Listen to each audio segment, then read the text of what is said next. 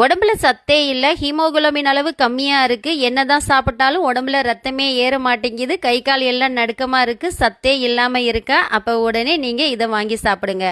ஆட்டு ஈரலை மட்டுமே தேடி தேடி அலைஞ்சிருப்பீங்க. இப்போ நான் செய்கிறதுக்காக கோழி ஈரல் 1/2 கிலோ அளவுக்கு வாங்கி வச்சுருக்கேன். அது நல்லா கழுவி சுத்தம் பண்ணதுக்கு அப்புறமா இந்த மாதிரி கட் பண்ணி எடுத்துக்கோங்க.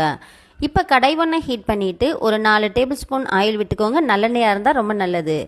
அது கூடவே ஈரல் எல்லாத்தையும் சேர்த்துட்டு இஞ்சி பூண்டு பேஸ்ட்டு 1 டேபிள் ஸ்பூன், தேவையான அளவு உப்பு சேர்த்துக்கோங்க. கலந்து விட்டதுக்கு அப்புறமா காரத்துக்கு ஏற்ப மிளகாய்த்தூள் 2 டேபிள் ஸ்பூன், மஞ்சள் தூள் 1/4 டீஸ்பூன் சேர்த்து அடுப்பு நல்லா ஹையில் வச்சுட்டு இந்த மாதிரி கலந்து விட்டுட்டே இருங்க.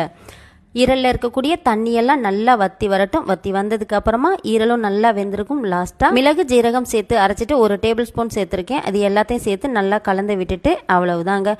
ரொம்ப சூப்பரான ஈரல் வறுவல் ரெடி ஆயிருச்சு. கண்டிப்பாக நீங்களும் ட்ரை பண்ணி பார்த்துட்டு கமெண்ட் பண்ணுங்கள். பாய்.